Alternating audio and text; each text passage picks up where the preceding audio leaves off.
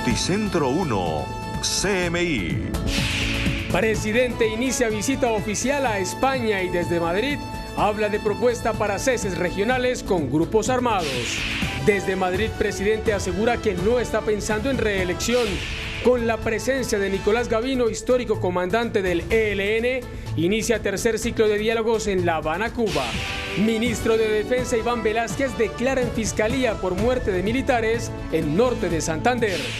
Violencia en estadios, 2 hinchas del América judicializados y en Medellín, 3 barristas permanecen en UCI. Sacerdote le dispara a un policía mientras consumía alcohol. Otro feminicidio en Bogotá, hombre asesina a mujer en motel. Con Bianca Gambino. Buenas tardes, bienvenidos a Noticentro 1 CMI. El presidente Gustavo Petro ya llegó a España y desde Madrid aseguró que espera el acuerdo de ceses regionales con la guerrilla del ELN cuando inicia el tercer ciclo de negociaciones en La Habana. Desde Madrid con nuestro enviado especial Gerardo Aristizábal. Hola Bianca, televidentes de Noticentro 1 CMI, los saludo desde Madrid, España, donde el presidente Gustavo Petro ha sido recibido aquí en la embajada por un grupo de colombianos que arenga a favor de su gobierno. El mandatario ha sostenido diferentes entrevistas con medios de comunicación de España y en una rueda de prensa que concedió a los periodistas que lo acompañamos en esta gira, ha manifestado que es optimista en cuanto al cese el fuego con la guerrilla del ELN, que hoy inicia su segundo ciclo de negociaciones en La Habana, Cuba. Tenemos unas propuestas del lado nuestro que tienen que ver con regionalizar los ceses al fuego. Progresivamente podrían aumentar en la geografía nacional y también periodizarlos. Entonces se puede comenzar con unos ceses al fuego regionales y a medida que va pasando el tiempo y las confianzas se van construyendo, entonces podemos pasar a que se extiendan en todo el territorio nacional. Y sobre las repercusiones del discurso que dio este 1 de mayo desde el balcón de la Casa de Nariño, el mandatario de los colombianos dice que él no busca la reelección, que lo que hizo fue un juego de palabras y que precisamente él se comprometió para gobernar solamente durante 4 años. Porque si uno duplica el tiempo de trabajo por día y en las prioridades del gobierno se trabaja 24 horas, que es lo que he propuesto, pues al trabajar 24 horas se multiplica por 2 la jornada y por tanto no se necesita reelección, sino que se hace en el mismo periodo, solo que se trabaja el doble. Recordemos, Bianca, televidentes de Noticentro 1 CMI, que el presidente Gustavo Petro es el primer mandatario en ser recibido en 2023 en visita estatal como jefe de Estado. Mañana sostendrá una reunión con los reyes Felipe VI y Leticia y el jueves próximo será recibido por el presidente del gobierno español, Pedro Sánchez. Por el momento, esta es toda la información desde Madrid, España. Gerardo Aristizábal, Noticentro 1 CMI. Noticia en desarrollo en CMI. El presidente del Senado, Roy Barreras, tomó hoy distancia del pedido que hizo el presidente Gustavo Petro a sus seguidores de salir a la calle si en el Congreso no se aprueban las reformas sociales que está promoviendo su gobierno. Carlos Ruiz está en el Congreso. Carlos, buenas tardes.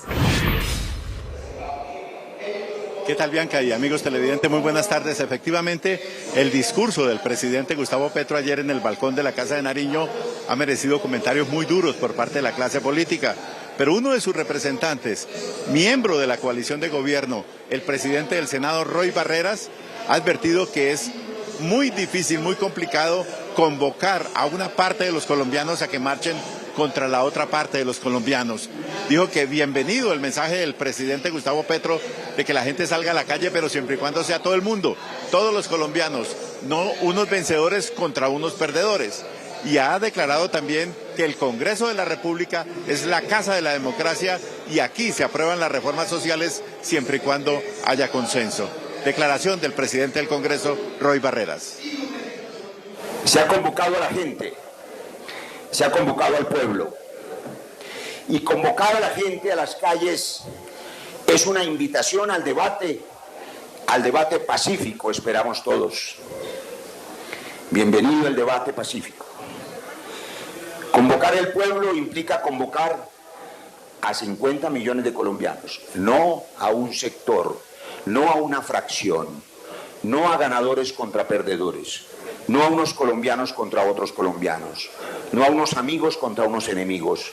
50 millones de colombianos reclaman un mensaje de unidad nacional que hace parte de la Constitución. Y precisamente el presidente del Congreso habló antes de comenzar esta sesión del Senado de la República, donde comienza el último debate en esta corporación del Plan Nacional de Desarrollo, que para él debe ser el mensaje de unidad a los colombianos sobre la hoja de ruta que deben seguir para continuar construyendo país. Con Carlos Ruiz, desde el Congreso de la República, Noticentro 1 CMI. Muchas gracias, Carlos. Con la aparición sorpresiva del histórico comandante del ELN, Nicolás Gavino, inició hoy en La Habana, Cuba, el tercer ciclo de negociaciones que buscará acuerdos en el cese bilateral y la participación de la sociedad. William Parra con los detalles. Buenas tardes. Hola Bianca, ¿qué tal? Muy buenas tardes. El tercer ciclo de conversaciones de paz entre el Gobierno de Colombia y el Ejército de Liberación Nacional se instaló esta mañana en el Salón de Protocolo del Laguito en La Habana, en Cuba, en el que además de las dos delegaciones de diálogos, también estuvieron participando los países garantes, las organizaciones acompañantes permanentes y el grupo de países acompañantes, con la presencia del ministro de Relaciones Exteriores de Cuba, Bruno Rodríguez. Pablo Beltrán, el jefe de la delegación de diálogos del ELN, dijo que desde su organización existe la plena disposición y le apuestan a lograr lo que se propuso el ciclo 2 en México: llegar al cese el fuego bilateral y a la participación de la sociedad. Dice Pablo Beltrán que para lograrlo es necesario que el gobierno, el ELN y la comunidad internacional estén a la altura de los desafíos de la sociedad para no permitir que los enemigos de los cambios y la paz logren su cometido de mantener la guerra de manera perpetua. Recordemos que a Cuba se llega con una apretada agenda que desarrolla el Acuerdo de México, que se firmó el pasado 10 de marzo en el segundo ciclo de este proceso de diálogos. Los tres asuntos principales serán el seguimiento a los acuerdos ya cerrados, muchos de ellos relacionados especialmente con los conocidos alivios humanitarios y de pronto tienen que ver pues con la propuesta que acaba de hacer el presidente Gustavo Petro de hacer ceses regionales del fuego. También se va a tratar el tema de la participación de la sociedad en la construcción de paz y el cese bilateral del fuego. El canciller Bruno Rodríguez dejó en claro que la instalación del tercer ciclo de conversaciones es simplemente la ratificación del apoyo de Cuba al proceso de paz en Colombia.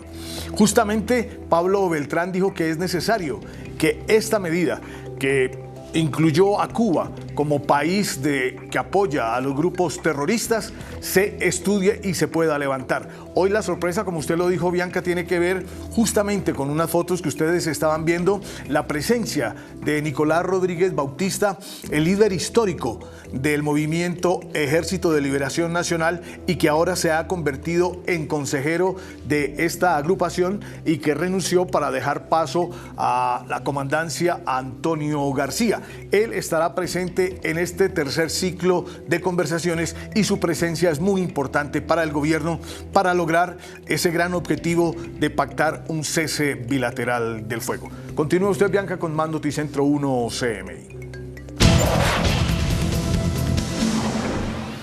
El ministro de Defensa, Iván Velásquez, estuvo en la Fiscalía entregando una declaración juramentada sobre los operativos militares en el país. César Melo, buenas tardes. ¿Qué le dijo el ministro a la Fiscalía?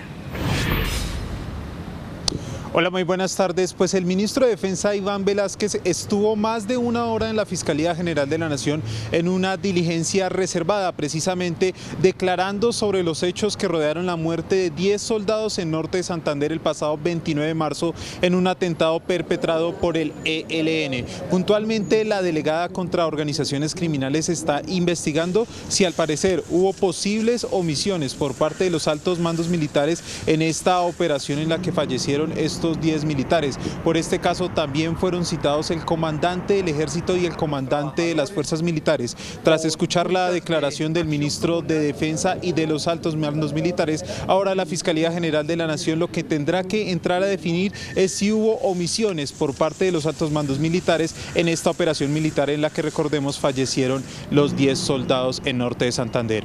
Esta es toda la información por el momento desde el búnker de la Fiscalía. César Melo, Noticentro 1, CMI. Gracias, César. En Bogotá, un sacerdote le disparó a un policía mientras consumía alcohol. Angélica Arango con la historia. Buenas tardes.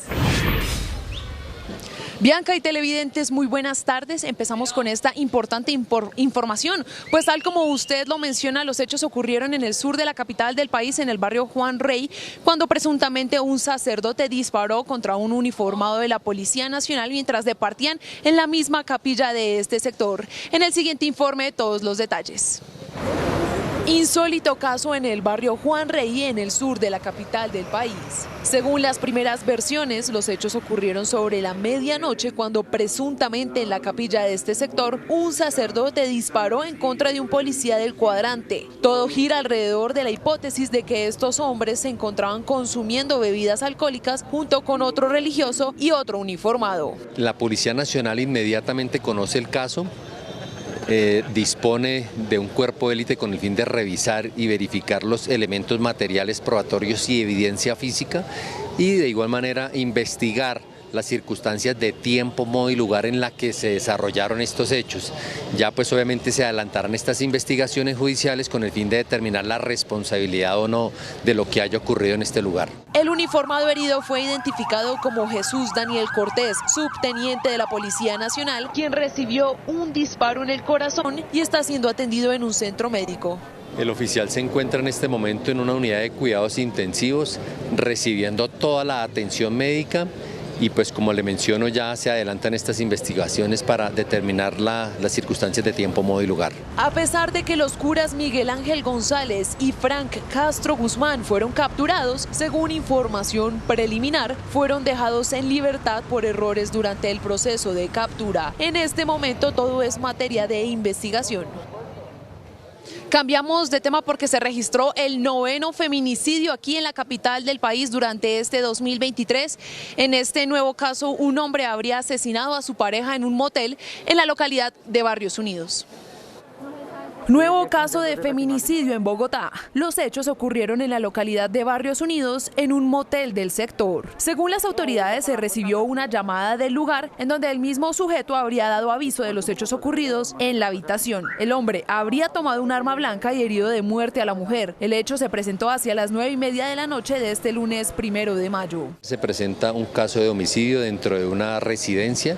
La policía captura al responsable, el cual le había ocasionado unas heridas con arma blanca. Esta persona fue capturada, puesta a disposición de la Fiscalía y se investigan también las circunstancias en las que ocurrieron esto, posiblemente que haya sido por intolerancia o un tema pasional. La víctima es una mujer de 45 años.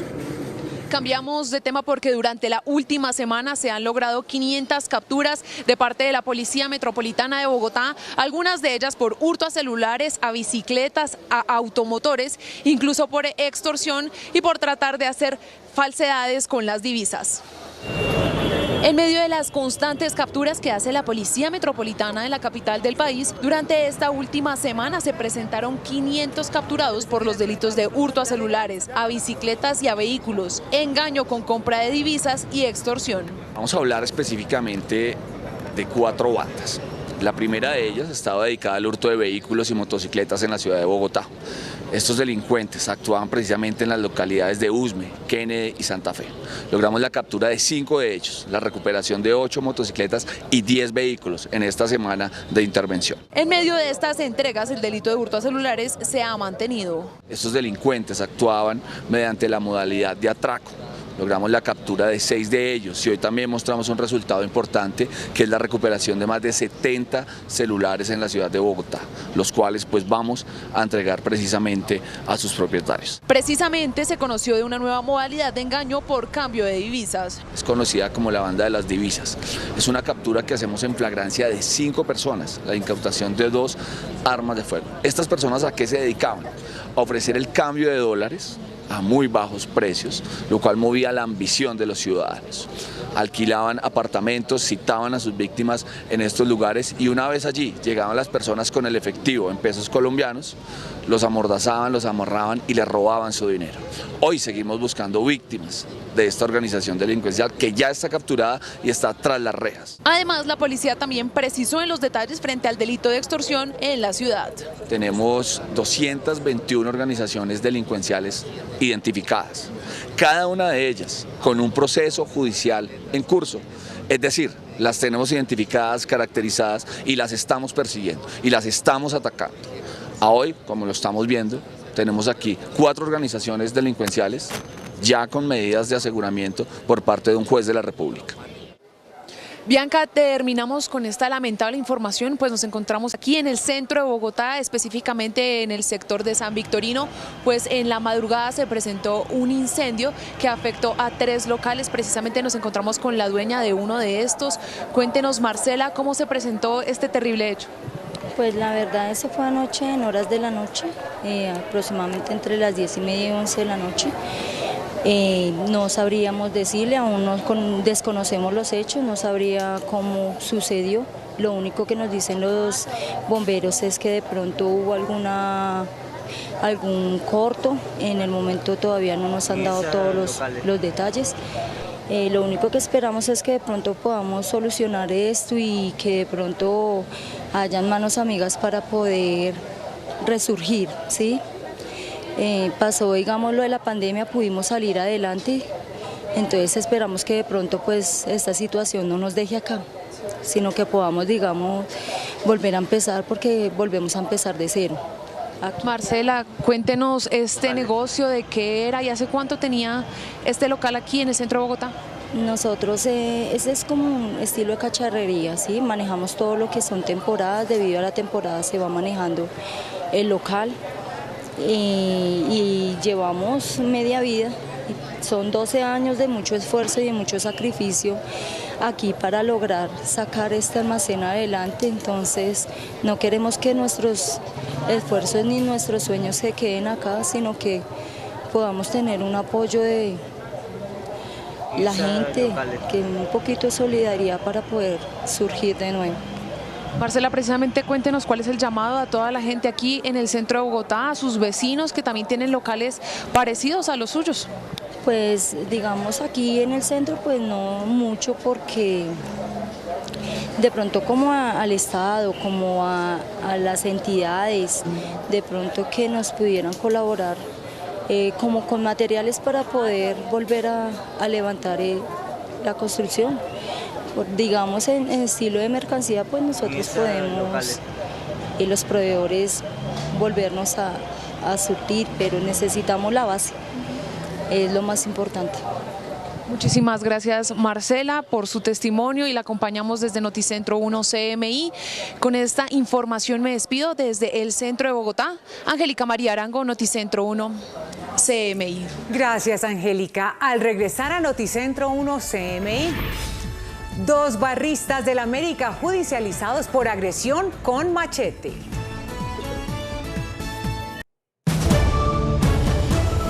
Seguimos en Noticentro 1 CMI. En Cali, 2 barristas del América fueron judicializados por agredir con machete a un hincha del Deportivo Cali. Valentina Villegas, buenas tardes. ¿Cuáles son los delitos? Buenas tardes, Bianca y televidentes. Así es, continúa la intolerancia entre las barras bravas. En la previa del Clásico Vallecaucano, hinchas del cuadro escarlata atacaron sin motivo alguno a un hincha del Deportivo Cali que portaba su camiseta.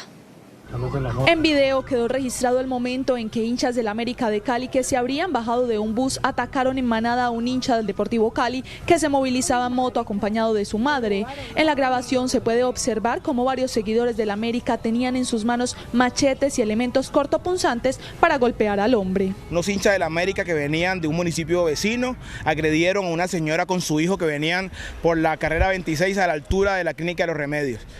gracias a la información oportuna que nos dio la comunidad, a un dispositivo de seguridad que armamos al terminar el partido, pudimos interceptar esos buses que trasladaban a esos hinchas agresores, esos hinchas que son victimarios. Gracias a la rápida acción de las autoridades se logró la captura de los victimarios. Estos dos buses venían 75 personas. Allí se les incauta un arma de fuego tipo revólver con munición, 2 armas traumáticas, 66 armas blancas. De los 75 hinchas que iban en los buses, de los 2 buses, 2 se judicializaron, una femenina por porte ilegal de armas, y el joven que salió a través de las redes sociales, que se vio el físico, la característica del mismo joven, por tentativa de homicidio, pero también por hurto. La víctima, quien no presentó gravedad en su salud, no habría interpuesto una denuncia por lo ocurrido. Cabe recordar que el pasado mes de abril la Defensoría ya había solicitado a las autoridades poner en marcha el funcionamiento de la Mesa de Concertación Nacional de Barrismo Social, una estrategia que está inmersa en el Plan Decenal de Fútbol. Sin embargo, esta no se puso en marcha. Y cambiando de tema, las fuertes lluvias que se presentaron en el norte del Valle del Cauca causaron estragos en el municipio de La Unión. Se registraron las crecientes en las quebradas La Unión, El Rincón y El Zanjón, y al menos 8 barrios y 7 veredas del municipio resultaron afectadas. Además, el municipio vallecaucano vivió un inusual fenómeno, pues se creció y se desbordó el lago de pesca La Habana y los peces terminaron nadando en las calles. Se estima que alrededor de 170 familias resultaron damnificadas y las autoridades departamentales ya atienden la emergencia. Y en otra información, la Policía Metropolitana de Cali logró la captura de 6 personas que se dedicaban a hurtar y a amedrentar en motos a la comunidad caleña. La Policía Metropolitana de Cali, en una acción articulada con la Secretaría de Seguridad y Justicia, pusieron en marcha una estrategia de seguridad que permitió la ubicación y captura de 6 motoladrones, quienes quedaron evidenciados en videos empleando la violencia e intimidando a los transeúntes de la capital vallecaucana para cometer hurtos. Se capturan 6 motoatracadores, 2 por orden judicial, 4 en flagrancia, 4 adultos, 2 menores de edad. Se incautan 3 armas de fuego y municiones para la misma, 5 motocicletas relacionadas con estos hurtos. 2 de los sujetos capturados son sindicados de perpetrar por lo menos 7 hurtos a bordo de motocicletas. Las autoridades ofrecían recompensa por información que condujera a la captura de estos delincuentes. Son motoatacadores, motoladrones, y vamos a pagar esa recompensa de hasta 50 millones de pesos que ofrecimos por esos delincuentes que han participado en delitos que se han viralizado por redes sociales, que han conmocionado a toda la comunidad caleña. Cero tolerancia contra estas personas, cero tolerancia contra estos delincuentes que están afectando la seguridad y la tranquilidad de todos los caleños. Los 4 mayores de edad capturados fueron dejados a disposición de la Fiscalía General de la Nación, y un juez de control de garantías les impuso medida de aseguramiento intramural por los delitos de hurto calificado y agravado y porte ilegal de armas de fuego. Los 2 menores fueron enviados al centro especializado para adolescentes. Además, las autoridades investigan si uno de los capturados está involucrado en el asesinato de una persona que se dedicaba a la barbería en hechos registrados durante este 2023. Con esta información me despido desde la capital del Valle. Valentina Villegas, Noticentro 1, CMI. Muchas gracias, Valentina. El alcalde de Medellín ofreció una recompensa de hasta 200 millones de pesos por información sobre el crimen de los 2 barristas asesinados en las afueras del estadio Atanasio Girardot. Hernán Muñoz, buenas tardes. Ya hay pistas de los responsables. Bianca, ¿qué tal? Buenas tardes para usted y para todos los televidentes. Ya hay pistas de los responsables. Dice que algunos de ellos ya han sido plenamente identificados y aseguró que no son hinchas, son delincuentes. Lo que muestran en los videos, mi hijo no aparece en ninguno de los videos. En ninguno de los videos que muestra él no aparece, porque a él lo mataron en un lugar que es un punto ciego. Que es hasta los mismos bandidos de esos combos saben cuáles son los puntos ciegos, donde no hay cámaras. Y ahí fue donde me lo acribillaron, me lo machetearon, me lo puñalaron, me lo volvieron. El papá de Alejandro Gallego llora desconsolado. Estaba fuera del país y faltaba poco para reunirse con su hijo, pero la violencia acabó con esa ilusión. El fin de semana, el joven de 26 años fue asesinado en las afueras del estadio Atanasio Girardot, en medio de lo que unos llaman riña y otros un cruel ataque con machete. El papá de la víctima se defendió y dijo que su hijo no es un delincuente. Le decían el zombie, pero no era porque fuera un bandido, porque él fue bien criado, él no era un ladrón, él no era un bandido, él no era un problemático. y le hizo un llamado a todas las hinchadas del país. Perder la vida por defender un qué. ¿Por qué perder la vida? ¿Por qué? O ir a matar a otros jóvenes o jóvenes que se matan, que no se conocen, simplemente porque llevan una camisa diferente. Anderson Steven Jaramillo es la otra víctima de esa madrugada violenta. A esta hora también es despedido por su familia y amigos en el centro de Medellín. Y estábamos escuchando el testimonio del papá de uno de los barristas asesinado. Pide justicia, se defendió y dice que su hijo no es un delincuente. Entre tanto, Noticentro 1 CMI conoció la identidad de 9 de las 14 personas que resultaron lesionadas y las investigaciones continúan a esta hora de la tarde. Estas son las identidades de 9 de los 14 heridos que dejó la riña entre barristas en las afueras del estadio Atanasio Girardot el fin de semana. Al parecer, 3 de los heridos se encuentran en estado crítico y por uno de ellos se está pidiendo donación de sangre. En un consejo de gobierno, el alcalde Daniel Quintero dijo que las autoridades tienen en su poder 9 horas de grabación para identificar a los culpables. No hinchas, porque esos no son hinchas, esos son asesinos. Armaron, y eso es lo que estamos con las autoridades ya definiendo. Estamos identificándolo uno a uno, porque no va a quedar uno libre. Hemos ya identificado a varios, pero los vamos a identificar a todos. Hemos dispuesto 15 policías judiciales. En el caso fue designado un fiscal especializado y 15 policías judiciales. Tenemos una recompensa de 200 millones de pesos. Estamos revisando todas las horas de grabación. Es muy tonto el que cree que puede hacer un ejercicio de violencia como el que hicieron en Medellín, sin saber que Medellín está plagado de cámaras. Y aseguró que en los próximos días se conocería la identidad de los implicados en la jornada de violencia que acabó con la vida de 2 barristas. Cambiamos de tema porque 12 bebés indígenas en delicado estado de salud fueron trasladados desde zona rural del municipio de Río Sucio en Chocó hasta el Urabá antioqueño.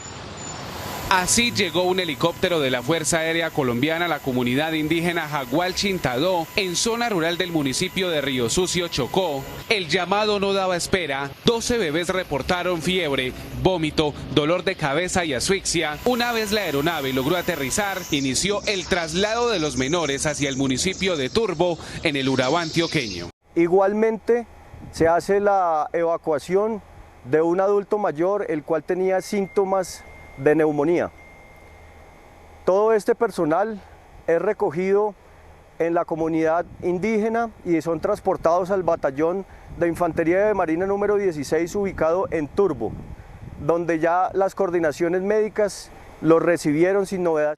A esta hora los menores son sometidos a exámenes médicos para descubrir qué tipo de enfermedad padecen y en el resguardo también hay una comisión de salud evaluando a mujeres y adultos mayores. Por lo pronto esta es toda la información desde el departamento de Antioquia.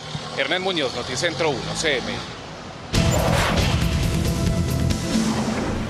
Máximo Noriega, señalado por la exesposa del diputado Nicolás Petro como la persona que recibió 800 millones de pesos de dudosa procedencia para la campaña presidencial de Gustavo Petro, negó esa versión ante la Procuraduría. Jorge Castro con los detalles. Buenas tardes. Bianca, muchas gracias, muy buenas tardes. La comparecencia de Máximo Noriega aquí a la oficina de la Procuraduría General en el Departamento del Atlántico obedeció a su condición de testigo en las acusaciones que lanzara Day Vázquez, ex esposa de Nicolás Petro. Después de que Day Vázquez ratificara ante la Procuraduría que Máximo Noriega, como líder de la campaña presidencial de Gustavo Petro en Atlántico, recibiera presuntamente 800 millones de pesos de Samuel Santander López Sierra y Alfonso El Turco Wilsaca, el precandidato a la gobernación del Atlántico insistió en que no tenía cargo gerencial ni financiero para manejar dinero en las cuentas del pacto histórico. Esto se trata de una serie de calumnias, de imprecisiones premeditadamente para hacer daño político y la verdad se va a imponer, gracias a Dios la verdad siempre vence contra la calumnia y con la mentira y ese es lo que puedo decir por el día de hoy. Al no ser parte procesal en las denuncias de Day Vázquez contra Nicolás Petro, Máximo Noriega ratificó que las acusaciones son parte de un conflicto familiar. Tranquilo y además convencido de la tranquilidad que decir la verdad. Y eso significa que cuando ya salga a luz la verdad, eso nos fortalece, porque se va a descubrir que todo había sido toda una estrategia más bien mediática que jurídica para controvertirnos políticamente. Aún la Procuraduría no ha fijado fecha de la comparecencia al Ministerio Público del diputado Nicolás Petro. Noticias desde Barranquilla con Jorge Castro, Noticentro 1, CMI. Estados Unidos podría incumplir el pago de su deuda el próximo 1 de junio si el Congreso no actúa, algo que podría poner en riesgo los puestos de trabajo, los beneficios y la seguridad financiera de millones de estadounidenses. La secretaria del Tesoro Janet Yellen hizo un preocupante llamado al advertir que el gobierno estadounidense podría quedarse sin dinero para pagar sus obligaciones el próximo 1 de junio, a menos que el Congreso aumente su capacidad de endeudamiento. De no hacerlo, podría desencadenarse una catástrofe financiera nacional e internacional debido a que los puestos de trabajo, los beneficios y la seguridad financiera de millones de estadounidenses podrían empezar a desaparecer en menos de un mes.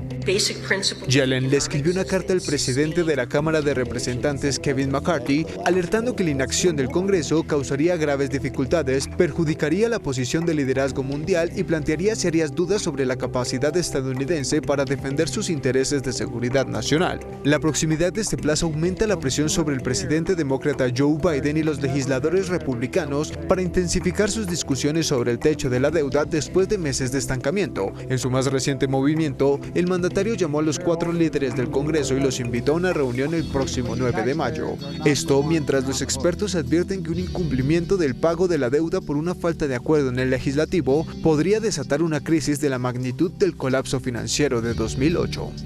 El ejército ucraniano se alista para su contraofensiva contra Rusia. En el frente este de Ucrania, los militares a cargo de los tanques aseguran estar listos para la ofensiva anunciada por Kiev tras luchar contra las fuerzas rusas en Bakhmut, donde la batalla podría llegar pronto a su fin. Los soldados limpian los blindados y los mantienen listos para cuando se ordene el avance. El comandante de las fuerzas terrestres de Ucrania anunció contraataques en la ciudad que habrían obligado a los rusos a abandonar algunas posiciones y a sus soldados a estar más listos para volver a casa. Ucrania afirma desde hace varios meses querer lanzar un asalto decisivo para invertir el curso de la invasión rusa y liberar el territorio ocupado, incluyendo la península de Crimea. El grupo paramilitar Wagner y las fuerzas especiales del ejército de Moscú progresaron en las últimas semanas de manera notable en el centro de la localidad, donde los ucranianos solo están presentes en una pequeña parte del oeste. Las autoridades rusas, por su parte, afirman controlar cerca del 90% de la urbe, casi totalmente destruida, y que antes del conflicto contaba con unos 70.000 habitantes. Las violentas protestas en Francia durante la jornada del 1 de mayo dejaron más de 400 policías heridos y 540 civiles detenidos.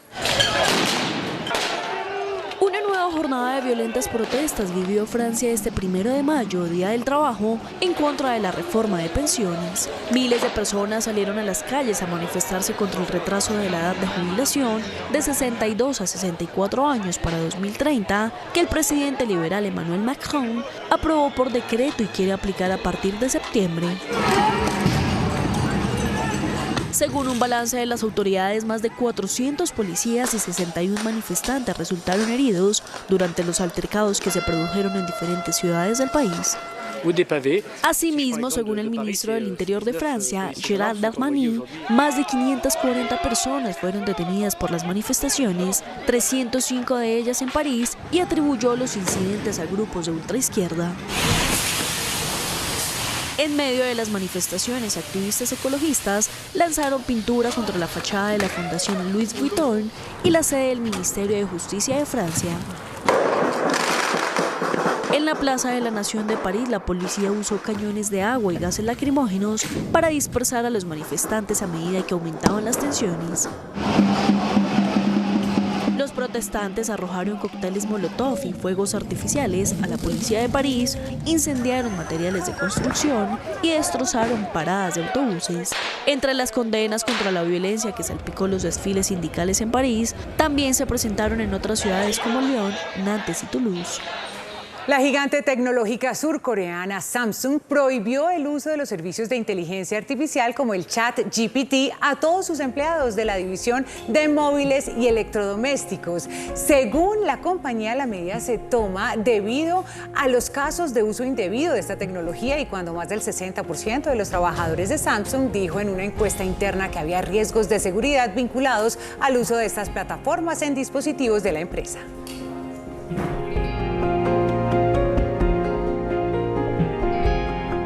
Hasta aquí Noticentro 1 CMI, a continuación Magazine 1 y a las 8 de la noche una nueva emisión de noticias. ¡Feliz tarde!